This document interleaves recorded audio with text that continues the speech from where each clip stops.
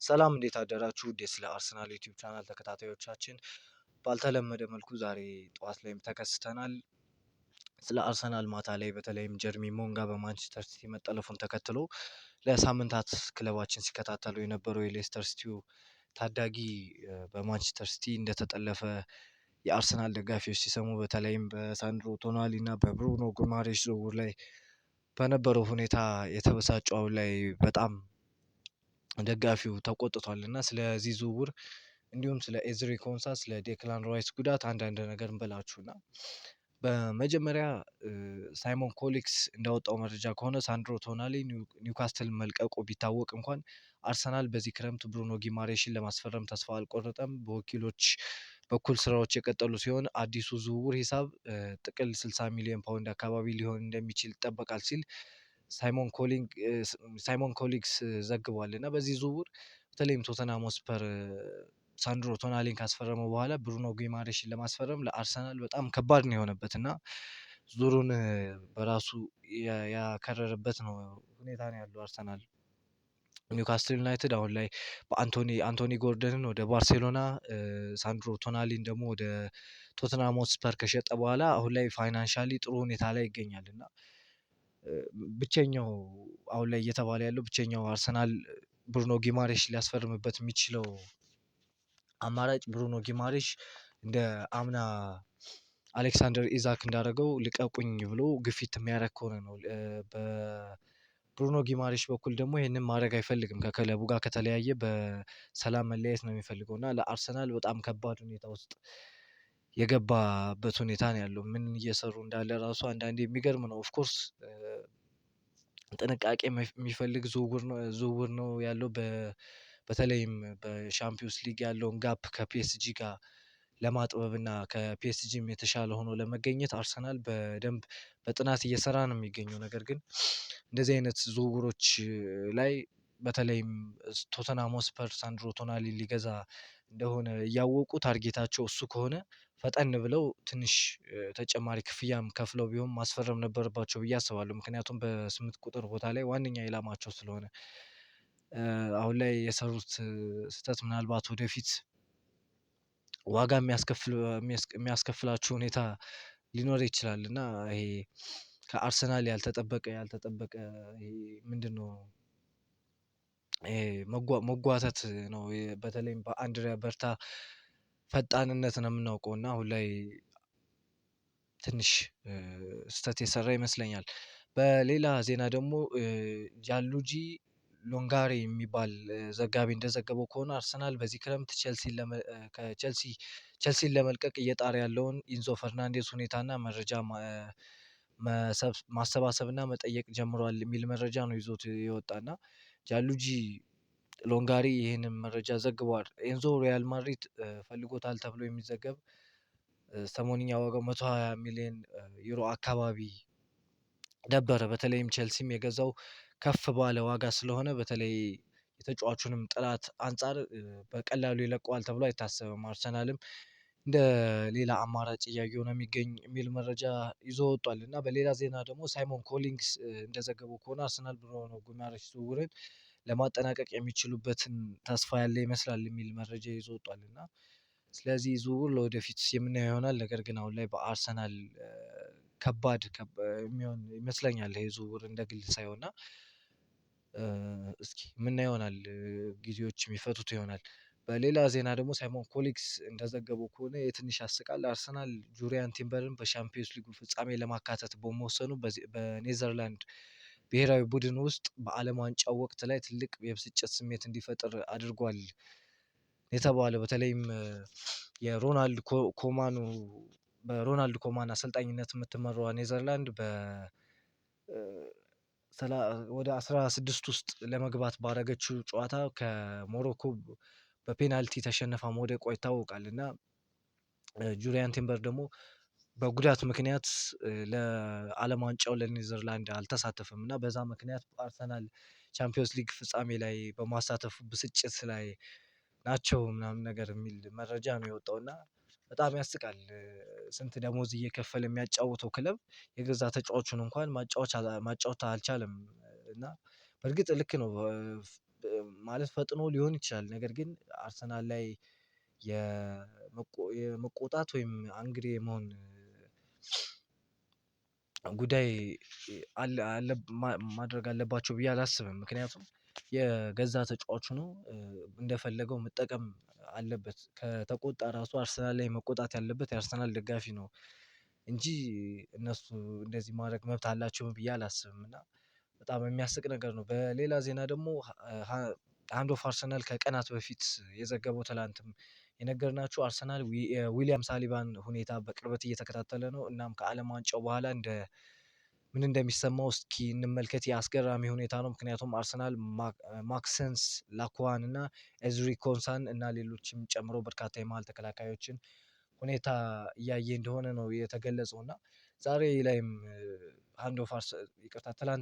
ትላንት ምሽት ላይ አንድ ኦፍ አርሰናል አጠናክሮ እንደመጣው ከሆነ አርሰናል ዊሊያም ሳሊባ በትንሽም ቢሆን ቀዶ ጥገና እንደሚያደርግ ነው የተዘገበው። እና ለዛ ዊሊያም ሳሊባ ቀዶ ጥገና ካደረገ በኋላ ቀጥታ ወደ ጨዋታ ስለማይመለስ ለሱ እንደ ባካፕ ተጫዋች ሊያስፈርም የመሀል ተከላካይ ሊያስፈርም የሚችልበት ሁኔታ እንዳለ ነው የተዘገበው። ትላንት በተጨማሪም እንደዘገበው አርሰናል በ28 ዓመቱ ኤዝሪ ኮንሳ ላይ ፍላጎት አላቸው። እናም አስቶን ቪላ ደግሞ ተከላካዩን 60 ሚሊዮን ፓውንድ ይገምቱታል። ሚኬል አርቴታ ደግሞ የዚህ ዝውውር ፍለጋ ላይ ዋናው መሪ ነው ሲል ማስለው ዘግቧል። በክለባችን ይህ ተጫዋች በስፋት እየተፈለገ ይገኛል። የአስቶን ቪላው ኤዝሪ ኮንሳ ማለት ነው። በሌላ በጣም ትንሽ ደጋፊዎችን ባስደነገጠ ሁኔታ ትላንት ላይ የወጣው መረጃ ነው እና ሳሚ ሞክቤል ነው የዘገበው። ጀርሚ ሞንጋን ለማስፈረም በሚደረገው ፉክክር ማንቸስተር ሲቲ ተቀላቅሏል ሲል መጀመሪያ ላይ ዘገበ። ከዛ ፋብሪዚዮ ሮማኖ ማንቸስተር ሲቲ የአርሰናሉን የሞንጋ ዝውውር ሊጠልፉት ነው ሲል ቀጠለ ማለት ነው። በፋብሪዚዮ ሮማኖ ሲቀጥልም ድርድሮች ተጀምረዋል። ኤንዞ ማሬስካ ፕሮጀክቱን ለተጫዋቹ በማሳየት ሊሳተፍ ነው። ሞንጋ ጉጉት አሳይቷል። ማንቸስተር ሲቲ ይህንን ለመፈጸም በንቃት እየሰሩ ነው የሚል መረጃ ፋብሪዚዮ ሮማኖ ይዞ ወጣ። ከዛ በኋላ ነገሮች ፈጣጠኑና ወደ መጨረሻው ሄደ ማለት ነው። ማንቸስተር ሲቲ ሞንጋን ለማስፈረም ግፊት እያደረጉ ነው። አርሰናል ከክለቡ ጋር ቢነጋገሩም ከስምምነት ለመድረስ አልቻሉም። ማንቸስተር ሲቲ አሁንም ፉክክሩን እየመሩ ነው። ኤንዞ ማሬስካ በሌስተር ሲቲ በነበረው ቆይታ የ16 ዓመቱን የክንፍ ተጫዋች ያውቀዋል፣ ያደንቀዋል ሲል ዴቪድ ኦርንስቲን ይዞ ወጣ። ከዛ በኋላ ተጫዋቹ በአቀረብንለት አካሄድ ተስማምቶ ነበር። ፍትሐዊ የክፍያ ከመክፈል እና ሌስተር ይስማማሉ በሚል እምነት አነስተኛ ጥያቄ አቅርበን ነበር። በዝውውሩ የተሳተፉ ሁሉ ይሳካል የሚል እምነት ነበራቸው። ሲቲ ከረፈደ ጠንክረው መጥተዋል የሚል መረጃ አንድ ኦፍ አርሰናል ይዞ ወጣል። በተለይም አርሰናል ያቀረበው ሌስተር ሲቲ ከተጫዋቹ ሽያጭ ከ10 እስከ 12 ሚሊዮን ፓውንድ አካባቢ ነው የፈለገው። ነገር ግን አርሰናል ያቀረበው 6.5 ነው እና በኦልሞስት 6.5 ሚሊዮን ፓውንድ አካባቢ ነው ልዩነታቸው። እና አርሰናል በዚህ ደረጃ እንደዚህ አይነት ተጫዋችን አሳልፎ መስጠቱ ለወደፊት ሲታመንበት የነበረው ነገር አሁን ላይ ጥያቄ ጭሯል። እና በማነው ቤን ጄኮብስ እንደዘገበውም ዝውውሩን ጨርሷል የሚል መረጃ ነው ያወጣው። እና እስኪ ኦፍኮርስ ሙሉ ለሙሉ ከፋብሪዚዮ ሮማኖ እና ከዴቪድ ኦርንስቴን ወይም ከሃንድ ኦፍ አርሰናል የሰማነው የለም። ነገር ግን ዝውውሩን ሙሉ ለሙሉ ወጧል ብለው ዘግበውታል። አርሰናል ዴቪድ ኦርንስቲን እና ፋብሪዚዮ ሮማኖ እንደዘገቡት አርሰናል ከዚህ ዝውውር በፋይናንሻል ሁኔታዎች ሙሉ ለሙሉ ከዝውውር ወጧል ብለዋል። ኦፍኮርስ የትኛውም ደጋፊ አርሰናል ከእሱ ጋር ከሊንክ ከመሆኑ ወይም ከተጫዋቹ ጋር ስሙ ከመነሳቱ በፊት ተጫዋቹን የሚያውቀው የለም። ነገር ግን እንደዚህ አይነት እድል ሲገኝ አለማስፈረሙና በእንደዚህ በጥቃቅን ገንዘቦች ላይ ትኩረት እያደረገ መስራቱ ከባድ ይመስለኛል። ምክንያቱም ትልልቅ ገንዘቦች የሚያወጣበት ኦፍኮርስ በጥንቃቄ ማየት አለበት። ነገር ግን እንደዚህ አይነት የስድስት እስከ አምስት ምናምን ባሉ ጥቃቅን ገንዘቦች ላይ ትኩረት አድርጎ የሚሰራ ከሆነ ምናልባት አርሰናልን ያለፈውን አርሰናል ድጋሚ ልንመለከትበት የምንችለው እድል ይኖራል። የሚቆጥቋጣውን በትናንሽ ነገሮች ላይ በሱዋሬዝ $1 እስከመጨመር የደረሰበትና የሚያላግጥበትን አርሰናል ድጋሚ ልንመለከተው የምንችልበት እድል አለ። ነገር ግን የጀርሚ ሞንጋ ነገር ያበቃለት ይመስላል። በሌላ ዜና ደግሞ አርሰናል የሳሊባን የጀርባ ሁኔታ እየተከታተለ ሲሆን ምናልባት ትንሽ ቀዶ ጥገና ሊያደርግ ይችላል። እስካሁን ምንም አልተወሰነም ሲል ሃንድ ኦፍ አርሰናል ቅድም እንደነገርናችሁ ሃንድ ኦፍ አርሰናል ዘግቦታል እና የዊሊያም ሳሊባ ጉዳይ ትንሽ ጠንከር ያለና ስጋት ላይ የጫረ ይመስላል። ሌላ ዜና አርሰናል ሚኬል አርቴታ የብሩኖ ጊማሬሽን ዝውውር እንዲሳካ ከፍተኛ ጥረት እያደረገ ይገኛል በግሉ ሲል ፋብሪዚዮ ሮማኖ ዘግቧል። ታዲያ ይህን ያክል ፍላጎት ካለው ታዲያ ለምን ቶተንሃም ስፐርስ አንድሮ ቶናሊን እስከሚያስፈርም ጠበቀ? በጣም ትልቅ ጥያቄ ነው እና በዓለም ዋንጫው ላይ በኋላ ወደፊት ምን የሚፈጠር ይመስላል ተብሎ ብራድሊ ባርኮላ ትላንት ተጠይቆ የሰጠው ምላሽ አለ እና አሁን ትኩረቴ ሙሉ በዓለም ዋንጫው ላይ ነው፣ ከዛ በኋላ ስለሚኖረው እኔ ራሴ አላውቅም ሲል ምላሽ ሰጥቷል እና ብራድሊ ባርኮላ ከሞርጋን ሮጀርስ ቀጥሎ በክለባችን እንደሚፈለግ እናውቃለን እና አሁንም እሱም እርግጠኛ መቆየቱ ወይም ደግሞ መውጣቱን እርግጠኛ አልሆነም ማለት ነው። ሲመን ጆንስ ይዞት እንደወጣው መረጃ ደግሞ አርሰናል ኤዝሪ ኮንሳን እንደ መሀልና የቀኝ መስመር ተከላካይ አድርገው ይመለከቱታል። አርሰናል የኮንሳን ዝውውር ዋጋ 35 ሚሊዮን ፓውንድ ነው ብሎ ያስባሉ የሚል መረጃ ይዞ ወጥቷል።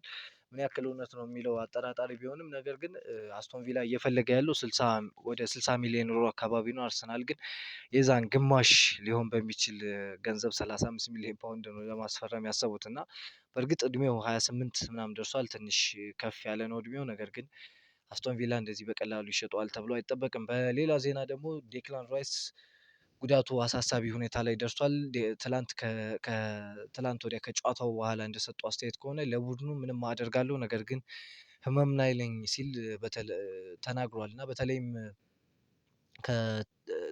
ትላንት እንደገለጽንላችሁ ዴክላን ራይስ የታፋው ወደ ቂጡ አካባቢ በበረዶ ይዞት ነበር በጉዳት ተቀይሮ ከወጣ በኋላ አሳሳቢ አይደለም የሚሉ መረጃዎች እየወጡ ነበር። ነገር ግን ዴክላን ራይስ በተለይም በአርሰናልም እንዳለ ከዛ በኋላም በእንግሊዝ ብሔራዊ ቡድን ጉዳቱ እንደቀጠለ ነው የሚገኘው እና በቀጣይ ውድድር አመት በጣም ጌሙን ማኔጅ ማድረግ ካልቻል ከባድ ሁኔታ ውስጥ ምንገባ ነው የሚሆነው። ምናልባት የእሱንም የእግር ኳስ ህይወት ሊያበላሽ የሚችል ሁኔታ ውስጥ ነው ያለው ዴክላን ራይስ እና ትላንትም ግልጽ አድርገን ነግረናችሁ ነበረ። በአርሰናል ቤት እያለ ወደ መጨረሻ ጨዋታዎች አካባቢ ስቴሮይድ ነው ምናምን የሚባል ህመም የሚቀንስ እየተወጋ ነበር፣ ኢንጀክት እየተደረገ ነበር ሲጫወት የነበረው እና አሁን ላይም በስቃይ ላይ እንደሆነ እሱ ራሱ እየተናገረ ነው የሚገኘው። በጣም ምናልባት እግር ኳስን ተጫውቶ ያላየው ሰው ምናልባት ይሄን ነገር አንደርስታንድ አያደርገውም። ነገር ግን እንደዚህ አይነት በጣም አመቱን ሙሉ በተለይ እንደነሱ ጌም አፍተር ጌም በሳምንት 3-4 ጨዋታ እያደረገ የሚጫወት ተጫዋች አይደለም። በሁለት ሳምንት ምናምን የሚጫወት ሰው ራሱ ጉዳት ካለበት ምን ያክል ስቃይ ውስጥ እንዳለ እኔም በግሌ ስላሳለፍኩት ነው እና ዴክላን ራይስ ማኔጅ የማናደርገው ከሆነ እግር ኳስ ህይወቱን ሊያበላሽ የሚችል ሁኔታ ውስጥ ነው ያለው እና በሱ ቦታ ጋር ብሩኖ ጊማሬሽንም ካልሆነ ደግሞ ሌላም ተጫዋች ማስፈረም እንዳለብን ግዴታ ነው። ምክንያቱም ቀጥታ ዴክላን ራይስ መጥቶ በፕሪሚየር ሊጉ መጀመር አለበት ብዬ አላስብም። ደቂቃዎቹን ማኔጅ ማድረግ አለብን ብዬ አስባለሁ። ብቻ ለዛሬ የነበሩን የዝውውር መረጃዎች እንዲሁም የጀርሚ ሞንጋ በማንቸስተር ሲቲ መጠለፍ ተከትሎ ከደጋፊዎች ከፍተኛ ተቃውሞ እየቀረበበት ይገኛል ክለባችን እና እናንተስ እንደ ደጋፊ ስለ አርሰናል ምን ተሰማችሁ? ስለ ጀርሚ ሞንጋ እንዲሁም ስለ ዴክላን ራይስ ስላወራንባቸው ነገሮች ምን ተሰማችሁ? ስለተከታተላችሁን በጣም እናመሰግናለን። ማታ ምሽት 4 ሰዓት ላይ እንገናኛለን። ደህና ዋሉ። ቻው